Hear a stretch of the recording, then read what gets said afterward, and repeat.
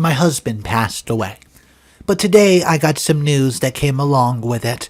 It's something about our son. It's a secret that even I did not know. And well, it's going to change our lives forever. My son is not mine. The saddest period of my life has become sadder because my mother-in-law's demanding a paternity test on our son. I'm supposed to be in mourning, but now I have to defend myself against these vultures that are my husband's family. His death was unexpected, and at the time when I needed him the most. I don't know what to do now with this secret that I carry. It hurts me that it will just never know, and it haunts me what the last words we said to each other were. If this has taught me anything, it's to be careful of the words that you say. If you don't want those to be your last words, don't say them. Now, the last words I say to my husband will haunt me. I told him to leave me and my son alone after he made a small mistake. What I would have him back, even if he makes 1,000 mistakes, I don't care. When I got the call, he was in the hospital. I thought that it had to be a lie. I had just seen him an hour ago, but now I'm being called. They told me that he had been hijacked. They found him on the side of the road and his car was gone. Cameras at the nearby store revealed 2 men had approached him, forced him out of his vehicle, and made him give them everything.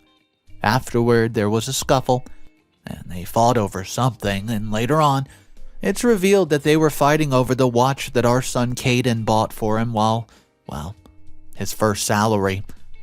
I watched them stab him and leave him out there in the cold. The police managed to track the car and catch one of the suspects. He was a young boy, 17 years of age, who led them to the other one who was 18. I've not spoken to them, but I know I will have to see them when the case goes to court. It amazes me how such a young boy have resorted to this. I wonder where their parents were to guide them and tell them that robbing people is wrong. Every night since, I've been tossing and turning, dreaming of being able to stop it. The dreams, they're getting more vivid. I dream that I forgive him for their mistakes. He doesn't go out driving and he survives. That our son comes home from his late night shift and his dad's safely asleep. But that's not what happened. I had to tell my son that his father was in the hospital when he arrived. He needs a blood transfusion, but neither of our blood types matched. I didn't put into my mind at the time. I knew it was possible for blood types not to match, and I remember learning about it in school, but that's more than 20 years ago.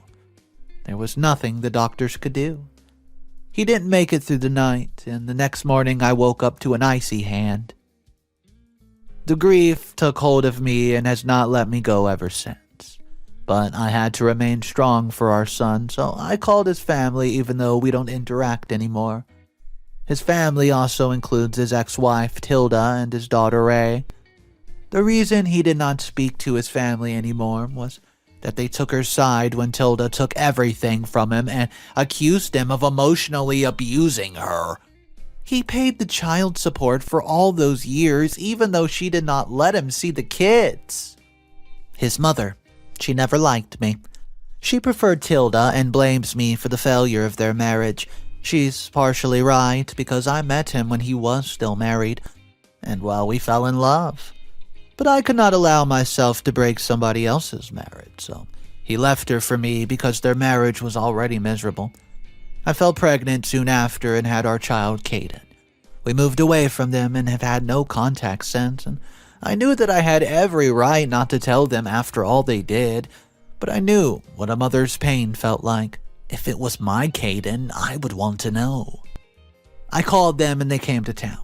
They were all shocked and angry with me, and they told me that it was all my fault and I just sat there and took it, because I think it's true and I do blame myself. If we did not have that stupid fight over something that seems so trivial, then we wouldn't have lost him. But my son, he stood up for me. You know, times fly so fast. Just yesterday, I was holding his little hand and trying to get him to go to school, even though he was crying for his dad. Now, I was looking up to a young man who was taller than me and was shielding me from them. They dared not say a word against me when he was present. His protecting me made me happy that his father had raised a strong young man. My husband, he was a great man who did everything he had for his family. His only flaw was that he did not want to admit his weakness. That was what we fought about that night that he passed. Now that I think about it, it was trivial and doesn't matter anymore. We planned to take our son to Japan for a holiday at the end of this year. It was his favorite country, and he worked very hard his senior year. He was very good, top GPA, got into a good college where he'll be studying medicine. He's very quiet, very. He's a young man, but stands up for what is right. He's a bit antisocial and can get very emotional, so his father and I have shielded him most of the time. I thought that his father's death would devastate him and he'd lose control of a lot of things, but he surprised me, keeping calm and being my rock when I fell apart. Alright, back to the trip. Wow. My husband managed to book the wrong tickets for a time when my son would already be in college. He made the mistake because his glasses weren't working properly, and even though I've been nagging him to go back and get himself retested, he was too much of a workaholic to take a day off. The fight escalated into something else, and that's why he ended up leaving the house in anger. Well, fast forward to now. We laid him to rest yesterday in a ceremony that was not short of drama. See, for instance, his ex-wife insisted on sitting in front and making it a point to tell all the guests that she was his first love. They were literally only married for 2 years, after which she tried to ruin his life and clean him dry. I was so mad sitting there as his family spoke so lovingly about him, even though they cut him off when we needed them, and just swallowed our pride to ask them for help. You know what they told him? That he was no longer a part of their family. Even when he was sick, they didn't even visit him. They took her side and believed her stupid little lies that he was emotionally abusive. I've been with this man for 18 years, and I've never experienced that sort of behavior from him. Now they wanted to stand there and talk about how great he was. If I asked them what his favorite pizza topping was, they would not be able to answer. But that's not the part that makes me so mad. What ticks me off is that when we went back to the house, my mother-in-law asked me and Tilda to join her in the study. She told us that in addition to his assets, and by the way, he still had assets he inherited from his grandparents by default, Tilda has the oldest child, so her child would get the assets. But since I have the male child, it makes it a bit more complicated, especially with the fact that I am the legitimate wife. Tilda was furious, saying that she's been loyal to the family for ages, yet this is how they treated her? My mother-in-law told her to relax. She has more to say. She tells us this, that both of us need to submit a DNA test, and I ask her why. And she said that she did not think that my son was my husband's son. I asked her what she would think that for, and she said he did not look like he was on his side of the family. And I quote you, "We need to be careful that we're not letting this little fake son inherit everything." I was shocked. She could not call my son that word. She tried to explain further, but I went and opened the study door and told them to get the hell out. Is it not ridiculous? I was not going to do it, but my mother says that they might go after the will and force me to take the test so they have a chance of getting his stuff. But how would they win? I know that my son is my husband. I mean, come on. As a woman, I know my own body. And I know everything that happened those years ago. Just because he might not resemble his father, it doesn't mean anything. Genetics work out like that, don't you know? What's up, everybody? Mr. Reddito here. Today's story is one of those intense family dramas. It was sad and emotional at first, but now it's getting heated. The next update that we're going to hop into is titled 2 months later, we've taken the test. If you're new to the channel, make sure you subscribe as it's the best way to support me, and I thank you for that, guys. Let's jump into this update. We decided to do it, the DNA test on my son. I was forced to, honestly, because Tilda and my mother-in-law were eyeing my son's inheritance. They can take whatever they want from me, but they cannot come out of nowhere and just take my son's inheritance. His half-sister started coming to my house every day and telling me that she owned it all because she is my husband's oldest daughter. You might be wondering what the will says about all this. Well, even though he listed my son as his beneficiary, apparently it can be contested if they have proof that my son is not his. For years, I've known my son is George's, but I started having doubts. I asked some of my friends and family about it, and I did not get the answers that I was waiting for. They told me that they have also struggled to see my son's resemblance to my husband. The fact that he's a redhead is one of the biggest red flags, they say, why they're not so sure. But everyone knows the redheaded gene is just very rare. It just pops up. As people told me this, I started to have doubts. I believe it myself. I mean, come on. There's no way he would not be a son. I never cheated. And I know the question that is on everybody's mind. Was there someone before my husband? Yes, there was somebody before him, but that man can't be the father of my son. The dates don't equivalate.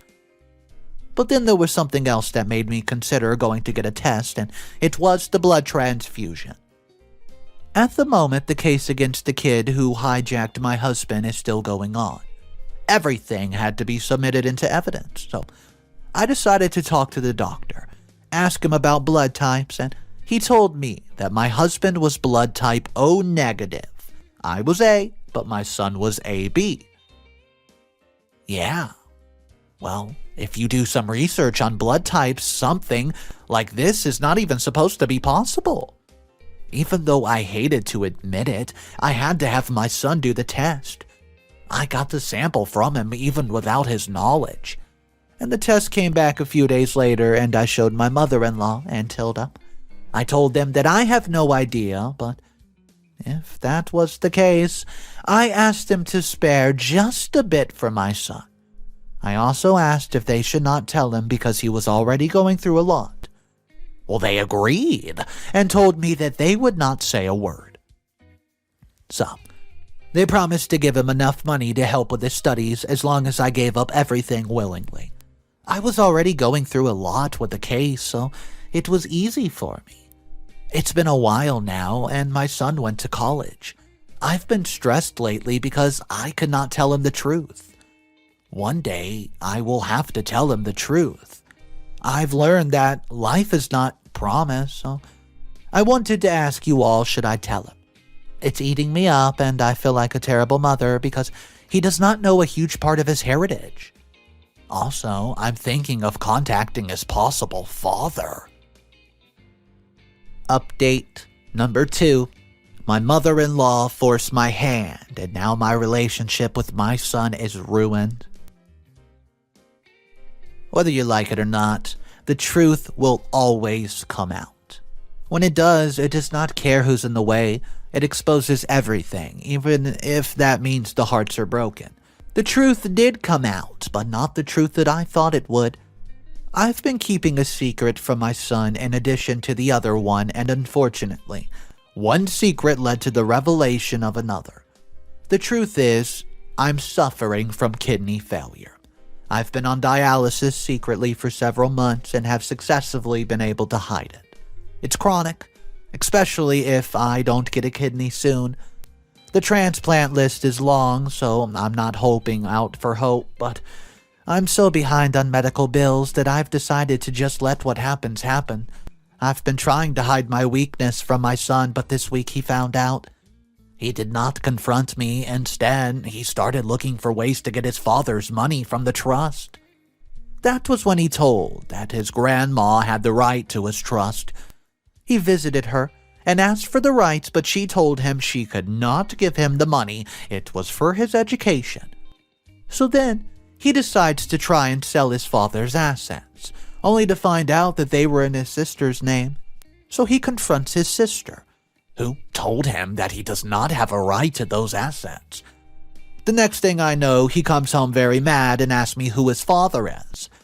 I did not deny anything, because if there's one thing my son hates, it's liars. I've lied enough already. It would not help me to tell another tale, so I told him the truth, that I did not know. There was only one person I suspected who I lost contact with a long time ago. He said that it was fine, we need to discuss my illness, and I told him that I can live for many years on dialysis, and it's not a problem. I found out months ago, but only a few people know about it. The ones I did not tell, like my son, would blow things out of proportion, and that's why I didn't tell him. He looked at me and said, I already lost Dad. What if I lose you? You could have told me. I've had a long time before that happens. I need to see you graduate and start paying your own bills. That's when I told him. That got a chuckle out of him at least. We did not discuss the matter further, and I stupidly thought that my son forgave me. This is just wishful thinking, because in the past he has never let go of an issue that easily. We lived in harmony for a few days while he doted on me. It felt good to have my son at home and to be getting along. For once, I did not have stress because my secrets were out in the open. See, it wasn't bad. I should have told him the truth a long time ago. I knew he could handle it. The last few sentences are a lie because he was not okay. He went back to college and then he stopped replying to my messages. For the past few days, he's been giving me short answers, and I'm hoping that he did not go looking around for his dad. As for myself, I've just got off the phone with my mother-in-law. We exchanged some very strong words. I also talked with Ray, his sister, whose fault it is that my son's not talking to me. My mother-in-law told me that if she wants, she can easily take all the money and leave my son with nothing. I get it. I'm not in an ideal situation to be calling the shots around here, but we had a deal that she would not say a word to my son, and she simply did not honor that deal, and if I wanted to, I could have denied the results of the test and not even told her about it. I could have fought her tooth and nail for that darn inheritance, but I did nothing. I did not do something like that because I know that in situations like this, honesty is just the best policy. Lies only lead to things backfiring once again. I'm wondering what to do now. My son's not talking to me, and I feel bad for having lied to him. Update number 3, 2 months later, no title. Yesterday, the 2 teenagers responsible for my husband's death were sentenced to juvenile in prison. Their mothers were there. They cried when their sons were taken away. To know that someone who could have the potential is capable of such this heinous crime is not an easy pill for any mother to swallow. Speaking about something that's difficult to swallow, Tilda has been a great help to me over the past few weeks. My son, who said he needed space, came back home and his grades looked terrible. Tilda was in town at the time, and I saw her at the store and we just started making a bit of small talk. She suggested that we should go out for some coffee. I figured it couldn't do much harm. Back home, I had a moody child and Tilda was drinking a lot and appeared stressed, so I asked her to share with me what's going on. She told me that she was just having trouble with her daughter. You see, she dropped out of at least 2 college courses, and now she did not know what she wanted to do with her future. Well, I shared that my son's grades had dropped because he found out I was sick and my husband is not his dad. Wait, you're sick?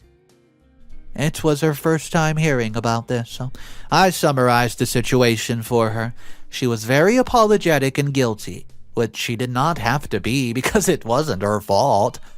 I told her that, hey, I still have plenty of moons left, just to annoy her, so she should not just accept that I will be gone oh so soon. We sat, we talked, over 4 hours, and there I found out that we had a lot in common. I bared ourselves to each other. I think it was because of all the drinks that we were consuming, and then we ended up sitting together at a park. And then, out of nowhere, she said, I'm sorry that we didn't help when your son, he came. No one had the idea that he needed the money to help you. You don't need to be sorry. The fact is that my son is not George's son, so he's not going to get the inheritance. Well, about that, there's something that you need to know. And then she told me something which left me utterly flabbergasted. George's sister knows this, and she chose not to tell you because she doesn't want your son to have anything. I told his mother when George died, but she convinced me to use the information to our advantage so that we could get all the property. But you know what is sad? Everything that we got is just losing value slowly. His mother and sister don't see it, but I see it, and I've been dying to tell the truth. Tell me now. Well, she told me. And after she told me, I felt a range of emotions, including anger, shock, and betrayal that I cannot explain. So, from the grave, my husband decided to send me one last duck you. From the way that I see it, how about this? My mother-in-law already knew that the child was not her son because he told her. The reason she knew it is that Kayden is not my son either. I didn't lie. I knew that I've only been with my husband at the time. I was pregnant with his child, but doing child labor, our child was stillborn. My husband was devastated and faced with the task of telling me. He just could not imagine me going through the pain, and he wanted to spare me. He confided in the nurse about his problem, and she told him they had a solution. I was out of it for a while so they could execute the plan properly without me noticing. The nurse helped to distract me when I woke up while my husband started to adopt another baby. At the hospital right there was a young couple. The woman gave birth and did not make it. The young dad could not take on the responsibility and took off. But they found him, and my husband asked to adopt the baby and give him a safe home. Everything was done legally, and the next time I held my baby, it was Kayden. I never even noticed all these years that he wasn't mine. I felt everything a mother should feel. I breastfeeded him, thinking that he was mine. He told his sister about this and told her not to say a word. Shortly after, his family cut him off, but there was more. There's always more. Since my husband adopted my son, he was technically his child, and if I wanted, I could use that to get his inheritance. I cried so much when I found out the truth. I did not want to believe that he was not my son. When I came home and saw that he had made dinner for me, I didn't feel any different because I knew right there standing in my kitchen that was my boy. I needed proof, and I felt that maybe Tilda was lying and just playing some sort of cruel prank on me. It was one thing finding out that he is not my husband's son, but to find out that I am not even related to him in the slightest is crushing me. I've decided that tomorrow I will tell him the truth, and then we're going to go for a DNA test together. He's still reeling from all that was revealed to him just a few weeks ago. This poor child cannot catch a break. If it's one thing, it's another. Update. We got the test results back and I confronted my mother-in-law. So, the next morning, I discussed everything with my son. We spent hours having heart-to-heart as he told me that he's struggling in school. He's always worried that he'll hear bad news about me, but he should not worry because my treatment is going well. It's the only thing in this storm of my life that's not making me cry night after night." And I broke the news to him gently and assured him that we're going to take tests so that we could confirm that it was true. That morning, we went to the hospital, got swabbed, and then we went to wait. While we waited, we decided to do a few things that we have not done in a long time. We went to a football game. We cooked together. Went out for some lunch, and I helped him find a tutor to help him out because he is falling behind in school. A couple of days later, we got the results, and as you guessed, he's not my son. I did some digging through my husband's files, and after an eternity of searching, I found those adoption papers. After that, I called my lawyer and asked him how I could go about this since my mother-in-law knew and kept it from me. He told me, "Go, gather as much proof as possible, and prepare everything." My son went and packed a little bit, and we showed up at my mother-in-law's house. She was shocked to see us, but she welcomed us into her house. After getting freshened up, I showed her the adoption papers, but she denied knowing anything about it, so I lost my temper. And at the moment Tilda arrived, she was like a deer caught in some headlights, and as soon as she saw Tilda, she said, "You told her?" Which was her admission of guilt, and she said I had to. Her daughter beside her looked very confused, and none of us were prepared for what happened next. My mother-in-law walked gently up to Tilda and slapped her across the face. She went to attack her again, calling her every single name, but I held her back. I told her that at least Tilda was honest with me, and even we did not get along. "I did everything for you. Even after he left you, I tried to help you get back together. Now I'm done helping you. You're useless, Tilda." You made me lie about him abusing me. How was that helping me? And at this moment, we heard Ray. Ray said, "Dad never did anything to you, and all along I've been hating him." And she stormed out. Tilda went after her daughter, and I was left in my mother-in-law's house. My son and I, we took our things and, we booked a local motel. That night, I texted every single family member and showed them the video I recorded of my mother-in-law going insane, exposing herself. I also sent it to my lawyer as the evidence he wanted. We filed a claim, and now we're waiting. Final update. This is the last post by OP. Hey guys, this is just going to be a final update, because I think that everything that's been unsolved, it's pretty much been solved. I did try to contest the will, and we spent months in court, but this time Tilda was on my side, and she exposed her mother-in-law. My mother-in-law had no one supporting her except her daughter, George's sister, the one who knew everything and kept it to herself. I will let karma deal with her in whatever creative way karma deals with stuff in the future, but she is not my problem anymore. Anyways, I won the case, and my son got 50% of his father's assets while his sister got the other half, and my mother-in-law got nothing. Now she has no family, no money. It did not take her long after I won the case to start spiraling out of control. Now that Tilda had abandoned her, she felt what it was like to lose, and she couldn't take it. She cut off anyone she suspected was friends with me, and she simply did not leave her house. Those who went to check up on her said her house was dirty, while she looked like she hasn't taken a bath in years. But enough about her, because there's more good news. After the case, Tilda, Kayden, and Ray and I decided to have a family dinner and try to have a family relationship of some sort. Within a few weeks, Kayden and his sisters were getting along. Tilda and I still have a lot to work through together, but we're trying for the sake of the kids and, in addition, We booked online grief counseling sessions, which everyone attends every single week because Kayden is away at college and Tilda lives in a town over.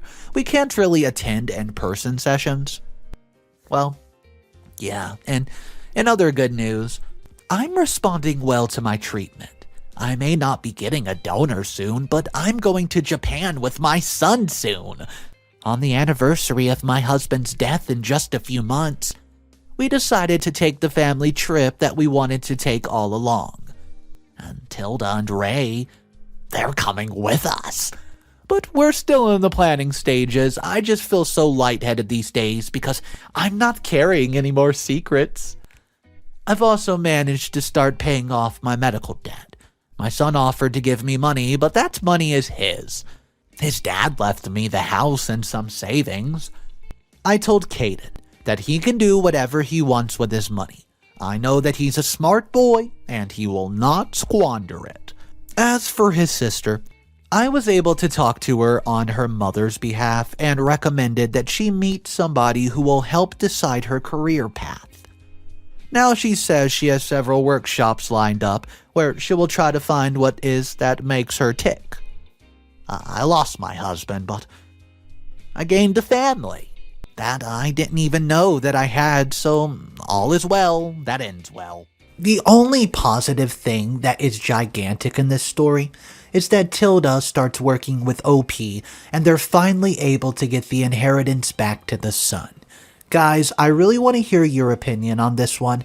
I know today's story had a lot of different emotions, so let's talk about it in the comment section. If you're new to the channel, my name's Mr. Reddito. I post stories every day, animated and narrated, so if you want to pass some time, stop on by, see what story we're doing today.